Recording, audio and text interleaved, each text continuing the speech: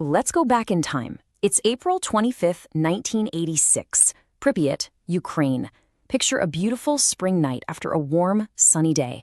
This is a city built for the workers of the nearby Chernobyl Nuclear Power Plant. And right now, it's calm, it's peaceful, and it has absolutely no idea that it's living out its very last normal hours on Earth.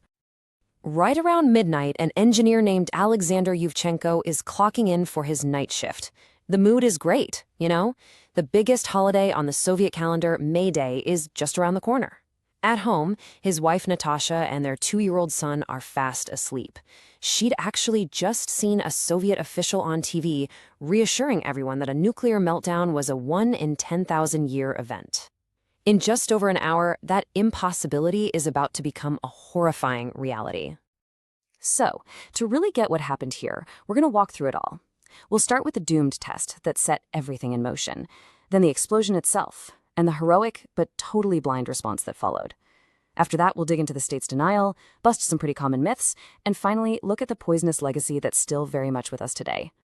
Okay, so what was this test even about? Well, believe it or not, it was a safety drill. The plant's backup diesel generators took about a minute to kick in and power the crucial coolant pumps.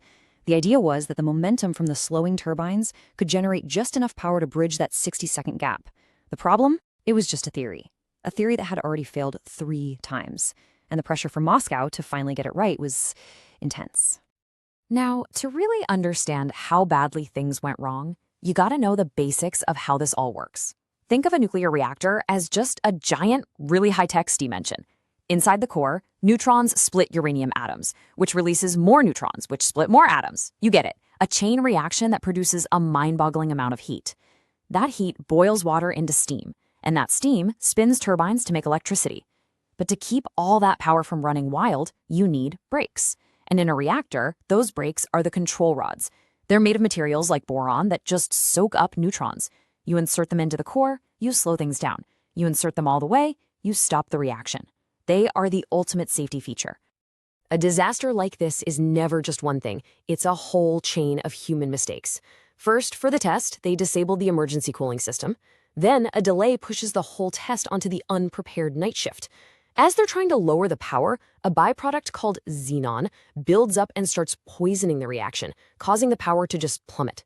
To get it back up, in a bit of a panic, they do the unthinkable. They pull out almost every single control rod, leaving just 6. The reactor is now balanced on a razor's edge. And when one young operator points out the conflicting orders, he's told, chillingly, follow the crossed-out instructions. At 1:24 in the morning, the test begins. They simulate the power outage.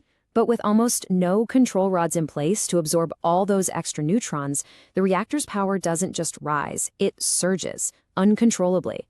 Alarms start screaming. The operators, finally realizing the nightmare they've unleashed, do the only thing they can think of. They hit the AZ5 button, the big red button, the emergency scram switch designed to slam every single control rod back into the core and shut the whole thing down, instantly.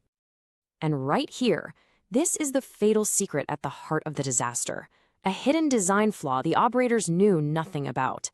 You see, the tips of the control rods weren't made of the neutron-absorbing boron. They were made of graphite, which actually accelerates the reaction. So when they hit that emergency shutdown button, they weren't dousing the fire. For one fatal split second, as 200 graphite tips entered that superheated core, they were detonating a nuclear bomb. The power surge was instantaneous. A massive steam explosion blew the reactor's 10,000-ton steel lid, that's the weight of about 2,000 elephants, straight up through the roof of the building. But it wasn't over. Seconds later, a second, even more powerful explosion of hydrogen gas just ripped the core itself to pieces, spewing a volcano of radioactive fuel and graphite into the night sky. The heart of the reactor was now open, burning, and bleeding a lethal, invisible poison into the atmosphere. Within minutes, the first responders are on the scene, the local firefighters. They see a fire on a roof, and they go to work, having no idea the core itself has exploded. No one told them it was a radiological event, so they had no special protective gear. They were fighting a blaze just like any other, kicking aside chunks of what they thought was debris, but it was radioactive graphite from the core, completely unaware that they were standing in an invisible field of death that was literally tearing their bodies apart from the inside out. To put the danger into perspective for you, a lethal dose of radiation is considered to be around 400 roentgens. In the moments right after the explosion, some parts of that plant were giving off 20,000 roentgens per hour. These men were absorbing a fatal dose many, many times over in just a matter of minutes. It's really important to understand what this invisible enemy actually does to a person. Acute radiation sickness, or ARS, isn't like a burn you can see. The radiation smashes through your cells, breaking the chemical bonds that hold you together. It's especially devastating to the cells that divide rapidly, like in your digestive system and your bone marrow. Your immune system just collapses. Your body can't fight infections anymore, and soon the countless bacteria that normally live inside you begin to consume you from within. It leads to sepsis and organ failure. It is a monstrous, unimaginable way to die. And that brings us to the story of Lyudmila Ignatenko. Her husband, Vasily, was one of the first firefighters on the scene. When she finally got to see him in a Moscow hospital, his body was so radioactive that a nurse gave her that stark warning. She then had to watch as his skin turned black, as boils covered his body, as his hair fell out onto his pillow. He was eventually buried in a sealed zinc casket under concrete because his body itself remained a source of deadly radiation. So in the face of this unimaginable catastrophe, what was the official response? Not alarm, not action. Denial.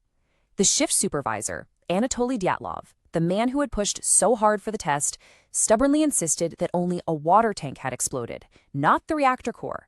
He couldn't bring himself to believe it, even as he himself was starting to vomit from radiation poisoning. The state's first move? Cut all the phone lines out of Pripyat to stop the spread of panicky rumors. This denial went on for days. It took a full 38 hours before they even ordered a temporary evacuation of Pripyat. They told residents they'd be back in 3 days. They would never return. And it wasn't until 52 hours after the explosion, when a nuclear plant in Sweden, hundreds of miles away, detected insane levels of radiation and traced it back to the USSR, that the Kremlin's hand was finally forced. Only then, 55 hours after the disaster, did a brief Soviet TV report finally mention a minor accident. All that official secrecy created a vacuum, right? And that vacuum was quickly filled with rumors, misinformation, and myths that honestly persist to this day. So let's take a minute and separate some of the most famous fictions from the facts. The most famous story is probably the Suicide Squad. 3 men who were said to have heroically sacrificed their lives diving into radioactive water to drain some tanks and prevent an even bigger explosion. The truth? Well, it's a little less Hollywood, but no less brave. They were 3 plant engineers who knew the layout and were ordered to open the valves. They waded through contaminated water, they did their job, and they succeeded. But it wasn't a suicide mission. All 3 men survived and lived for many more years. Then you have the Bridge of Death. The story goes that residents gathered there to watch the beautiful glowing fire, mesmerized as radioactive dust fell on them like snow, sealing their fate. It's a haunting image, right? But it's pure fiction. It's an urban legend. The simple reality is that most people in Pripyat were fast asleep, completely unaware of the horror that was unfolding just a few miles away. And this next one might be the most damaging myth of all. The idea that radiation poisoning is contagious, like a cold. It's not. A person is only a danger if they are physically covered in radioactive particles. That's what we call contamination. Once their clothes are removed and they are washed, the immediate danger is gone. But this simple misunderstanding led to immense cruelty.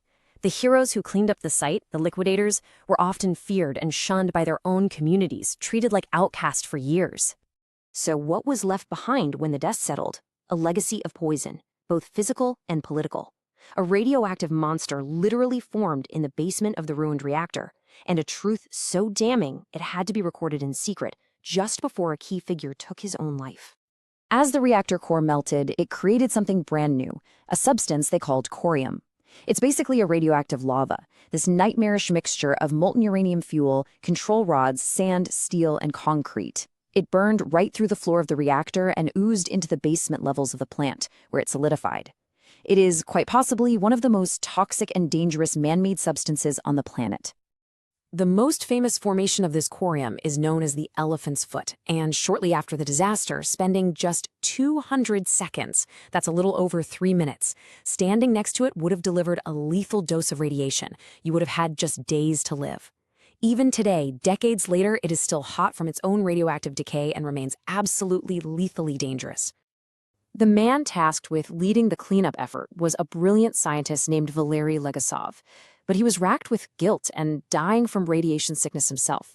So just before he died, he recorded a series of secret tapes revealing the full truth that the Soviet state had tried to bury, the design flaws, the culture of secrecy, the systemic failures. And his conclusion was damning. Chernobyl wasn't the fault of one person. It was the inevitable result of a broken system, a chain that links to itself. So what was the final cost in human lives? The official immediate death toll was 31, mostly the plant workers and firefighters who died from that horrific acute radiation sickness. But they were just the beginning. Around 600,000 people, known as the liquidators, were sent into that radioactive zone to clean up the mess. And while the long-term toll is still debated, the UN estimates that thousands, maybe as many as 16,000, died or will die from cancers caused by the fallout. The legacy of Chernobyl really leaves you with one final, crucial question. It isn't just a 1,000-square-mile exclusion zone or a crumbling concrete sarcophagus. It is a terrifying, permanent monument to the cost of a lie. Not just one lie, but a whole system of them. The lie of a flawed reactor design, the lie that the test was safe, the lie that the core was still intact, and the ultimate lie that the truth could somehow be contained. Chernobyl shows us that when secrecy is valued more than reality, a catastrophe isn't just possible, it's inevitable.